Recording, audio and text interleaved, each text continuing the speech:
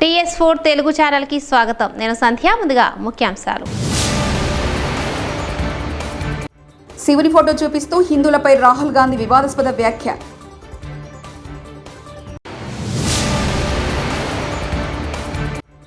Party మారిన ఎమ్మెల్యేలు దమ్ముంటే రాజీనామా చేయాలి కేటీఆర్.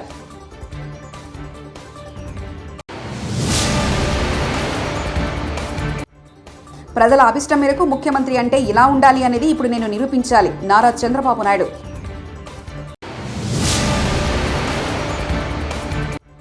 CBN 4.0 1995 నాటి సీఎంను చూస్తారు. లోకేష్తో చంద్రబాబు ఆసక్తికరమైన సంభాషణ.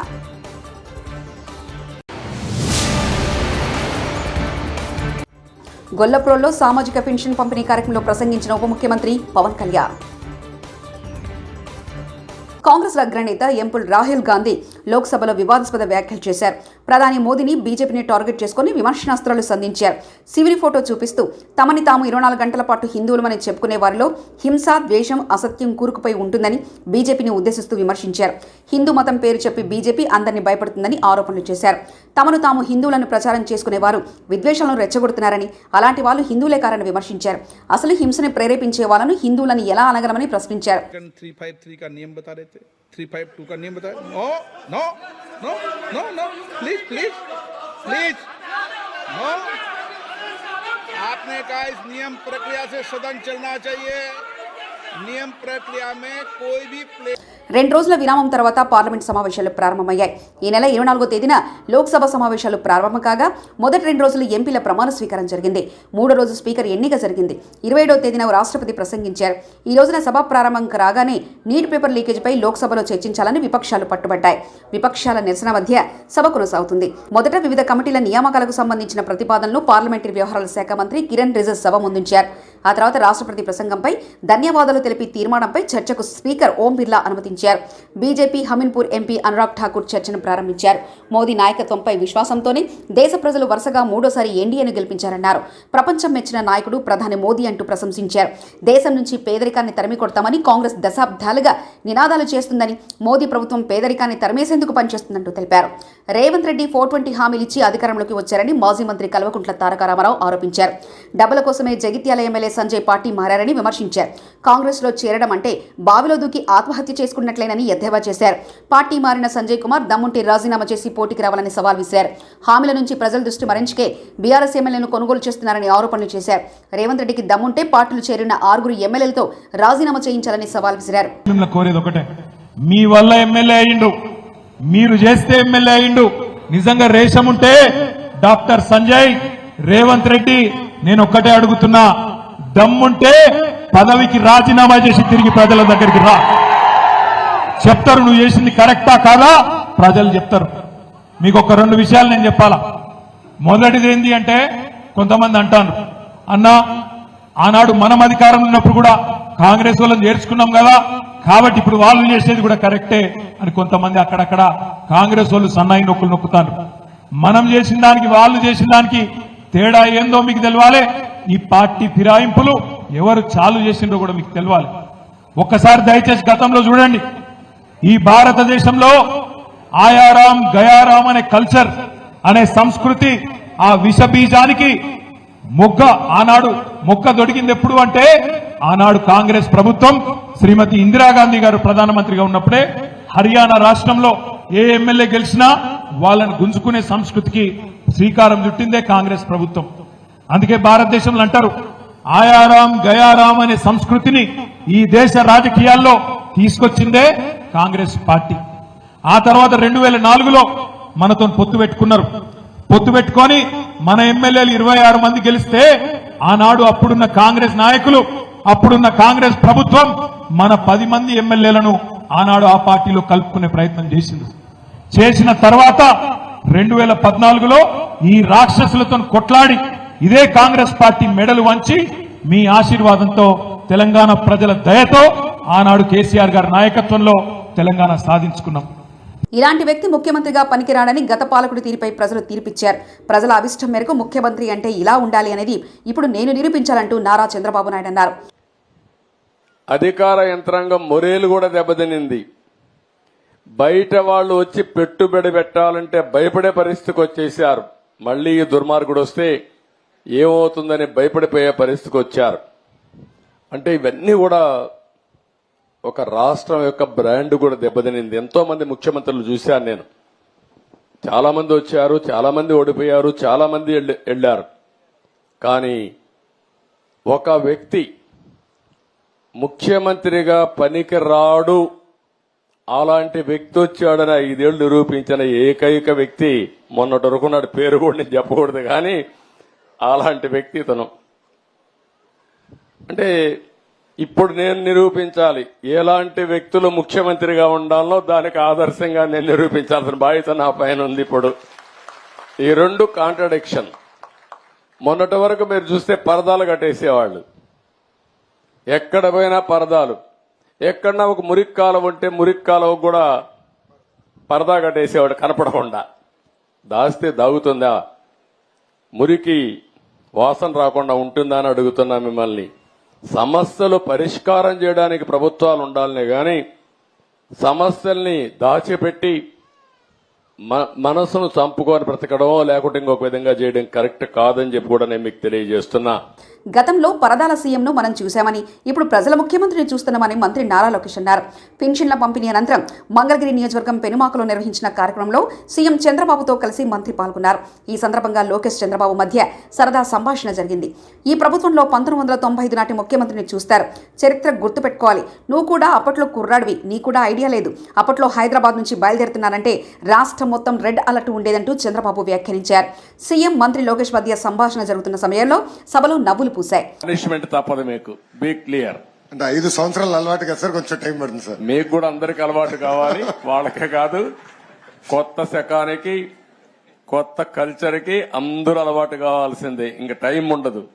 ఏది కూడా రివర్స్ గేర్ నుంచి రివర్స్ పోయే బండి పాజిటివ్ గా నడిపిస్తున్నాం. ఇంకా స్పీడ్ పెంచడం తప్ప ఎనిక్కిపోయే సమస్య ఎవరికి ఉండకూడదు, ఆలోచన రాకూడదు.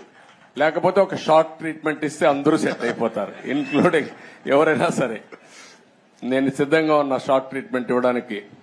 పాపం ఇంకా కొంచెం ఇది ఉంది కాబట్టి స్లోగా పోతున్నా. ఇప్పుడు స్పీడ్ పెంచాలి ఇంకా, అంతే. నేను అందుకే చెప్పా 95 ముఖ్యమంత్రిని చూస్తారని. 4.0 95 అది గుర్తుపెట్టుకోవాలి. 95లో ఒకసారి మీరు చరిత్ర గుర్తుపెట్టుకోవాలి. అప్పుడు నువ్వు కూడా కుర్రాడివి, నీకు కూడా ఐడియా లేదు. అప్పుడు నా చరిత్ర గుర్తుపెట్టుకుంటే, హైదరాబాద్ లో బయలుదేరుతున్నానంటే రాష్ట్రం మొత్తం రెడ్ అలర్ట్ ఉండేది. అంత భయంకరంగా చేయను కానీ తప్పు చేస్తే మాత్రం ఎవరిని వదిలిపెట్టను. ఉంటే మా మైండ్ అంతా మార్చుకోవాలి. అందుకే 95 అన్నా నేను. 95 CBN 1.0 నాట్ 4. అది రిపిటేషన్ వస్తుంది. ఇప్పుడు ఇక్కడ మంత్రులకు ఉంటుంది, ఎమ్మెల్యేలకు ఉంటుంది, అందరికీ ఉంటుంది. ఏపీలో ఎన్టీఆర్ భరోసా పెన్షన్ల పంపిణీ ప్రారంభమైంది. కూటమి ప్రభుత్వం ఎన్నికల మేనిఫెస్టోలో ఇచ్చిన హామీ మేరకు 7,000 పెన్షన్ మొత్తాన్ని అర్హులకు అందిస్తుంది. మంగళగిరి నియోజకవర్గం పెనుమాక ఎస్టీ కాలనీలో సీఎం చంద్రబాబు పెన్షన్ పంపిణీ ప్రారంభించారు. మంత్రి లోకేష్ ఇతర అధికారులతో కలిసి గ్రామానికి చేరుకున్న సీఎం పూరిగుడిసెలో ఉన్న లబ్ధిదారులు రాములు ఇంటికి వెళ్లి 3 లబ్ధిదారులకు స్వయంగా పెన్షన్ అందజేశారు. లబ్ధిదారుల కుటుంబ సభ్యులతో మాట్లాడు త్వరలో ఇల్లు నిర్మించి అందజేస్తామని సీఎం వారికి హామీ ఇచ్చారు. అనంతరం లబ్ధిదారు కుటుంబ సభ్యులు ఇచ్చిన టీ తాగారు. రాములు కుటుంబ సభ్యులతో మాట్లాడి వారి పరిస్థితిని అడిగి తెలుసుకున్నారు. సార్ 7,000 సార్ కొంచెం అనుకున్నాం సార్.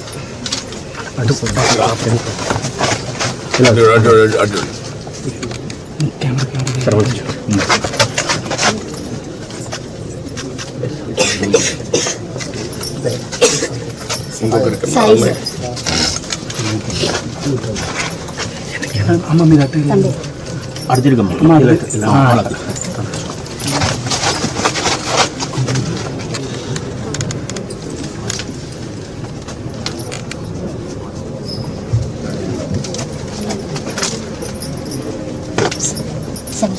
మీరు సార్ సార్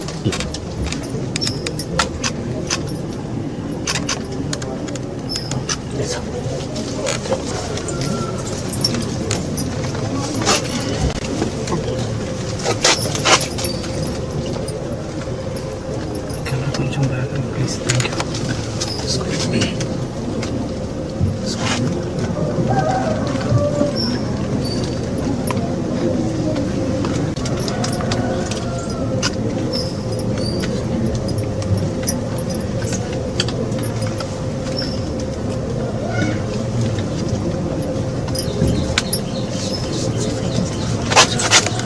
ఇలా చూపించడం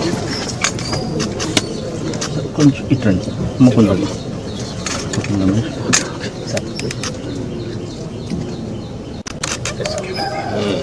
ఇప్పుడు ములుగు జిల్లా వాజేడు మండలం చీకుపల్లి గ్రామ శివారు అటవీ ప్రాంతంలోని బొగత జలపాతం చూపర్లను ఆకట్టుకుంటుంది. తెలంగాణ ఛత్తీస్గఢ్ సరిహద్దు అటవీ ప్రాంతంలో కురిసిన భారీ వర్షాలకు వాగులు వంకల నుంచి భారీగా వరద ప్రవాహం పెరగడంతో బొగత జలపాతం పరవళ్లు తొక్కుతుంది. ఆదివారం కురిసిన భారీ వర్షానికి 50 అడుగుల ఎత్తుతో పోస్తున్న జలపాతం వద్ద పర్యాటకుల సందడి చేస్తున్నారు.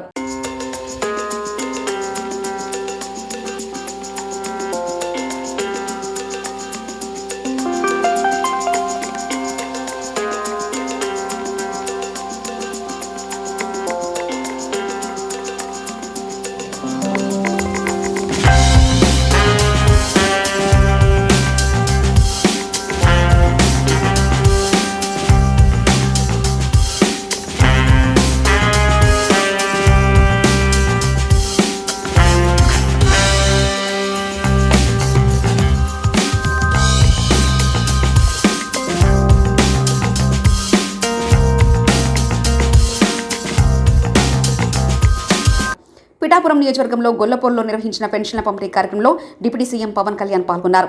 ఈ సందర్భంగా లబ్ధిదారులకు పవన్ పెన్షన్లు పంపిణీ చేశారు. అనంతరం డిప్యూటీ సీఎం మాట్లాడుతూ గెలిచాక పెన్షన్లు రద్దు చేస్తామని వైసీపీ ప్రచారం చేసిందని, కాను తాము గెలిచాక పెంచి ఇచ్చామని చెప్పుకొచ్చారు. ఎలక్షన్స్ అయిపోయి రిజల్ట్స్ వచ్చిన తర్వాత ఇదే మొదటి నా విజిట్. ఇది ఇందాక కృష్ణరాజు గారు మాట్లాడుతూ ఉంటే ఎలక్షన్ రిజల్ట్స్ వచ్చినప్పటి నుంచి ఇప్పుడు దాకా రాలేదు అని, అది పోయింది అంటే నేను ఒకటే పెట్టుకున్నాను. ఎలక్షన్లు గెలిచిన తర్వాత నాకు లోపల నుంచి ఏముందంటే నాకు ఊరేగింపులు చేసుకోవడం నాకు ఇష్టం లేదు. నాకు పనిలోకి వెళ్ళాలనుకున్నాను. ముందు కృతజ్ఞతని ఎలా చెప్పగలను? ఈరోజు వచ్చి పెన్షన్లు ఇచ్చి నేను కృతజ్ఞత చెప్పుకోగలను. ఎందుకంటే నేను ఒకటి పెట్టుకుంది ఏంటంటే, ఒక సభ పెట్టాలి అంటే చాలా శ్రమ అవసరం అవుతుంది. ఒకసారి పోలీస్ శాఖ నలిగిపోతూ ఉంటారు. చాలా వనరులు, మానవ వనరుల దగ్గర నుంచి అన్ని రకాల వనరులు చాలా అత్యవసరం అయితే తప్ప అది ముందుకు తీసుకెళ్ళకూడదని అనుకుంటాను. సో ముందుగా నేను ఒక భారీ సభ పెట్టో లేదంటే ఊరేగింపులు చేసుకొని ఇవన్నీ చేయడానికి ఇబ్బంది ఏం లేదు. కానీ చేస్తే చాలా విలువైన మీకోసం పనిచేసే సమయం పోతుంది. పైగా నేను తీసుకున్నవి చాలా కీలకమైన శాఖలు: పంచాయతీరాజ్ శాఖ, అటవీ పర్యావరణ శాఖ, దాంతోపాటు పొల్యూషన్ ఉంటుంది, పొల్యూషన్ శాఖ, అలాగే సైన్స్ అండ్ టెక్నాలజీ. పంచాయతీరాజ్లో దాదాపు 3 చాలా కీలకమైన విభాగాలు ఉంటాయి. వాటన్నిటినీ చదవడానికి, అవగాహన చేసుకోవడానికి చాలా సమయం పడుతుంది. ఆ పరిపాలన అంటే ఆ శాఖ తాలూకు పరిపాలన వ్యవస్థలో ఉంటుంది, అడ్మినిస్ట్రేటివ్ డిఫికల్టీస్ ఏముంటాయని. సో ఇవన్నీ అర్థం చేసుకోవడానికి నేను ఈ సమయం తీసుకున్నాను. ఈ సందర్భంగా నేను పిఠాపురం నన్ను గెలిపించిన, భారీ మెజారిటీతో గెలిపించిన ప్రజలందరికీ నేను రుణపడి ఉంటాను. నేను ఎక్కువ ఏపీలో వాలంటీర్ వ్యవస్థ రద్దు తేల్చి చెప్పేసిన deputy CM Pawan Kalyan pension పంపిణీతో సహా వాలంటీర్ విధుల్ని సచివాలయ ఉద్యోగులతో చేయించబోతున్నట్లు పవన్ సంకేతాలు. వాలంటీర్ వ్యవస్థను కొనసాగిస్తూ 10,000 జీతం కూడా ఇస్తానని ఎన్నికల్లో హామీ ఇచ్చి మాట తప్పిన చంద్రబాబు వాలంటీర్లకు తేనె పూసిన కత్తితో కూటమి వెన్నుపోటు పొడిసిందంటూ తెలిపారు. దాదాపు 6,000 మంది పైచిలుక అధికారులు, మనం టోటల్గా ప్రభుత్వ ఉద్యోగుల్ని మీ ఇంటికి వచ్చి మీకు డబ్బులు ఇస్తా ఉన్నారు. వాలంటీర్స్ లేకపోతే ఎక్కడ ఆగింది చెప్పండి ఈ రోజున పెన్షన్స్.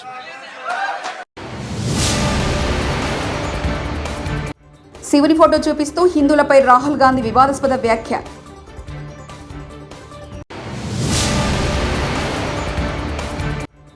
పార్టీ మారిన ఎమ్మెల్యేలు దమ్ముంటే రాజీనామా చేయాలి కేటీఆర్.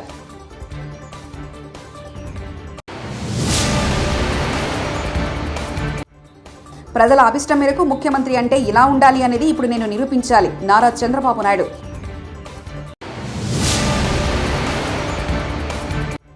CBN 4.0 1995 నాటి సీఎంను చూస్తారు. లోకేష్తో చంద్రబాబు ఆసక్తికరమైన సంభాషణ.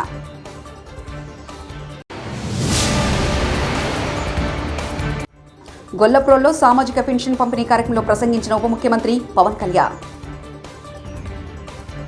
TS4 న్యూస్ ఇంతటితో సమాప్తం. చూస్తున్నానండి TS4.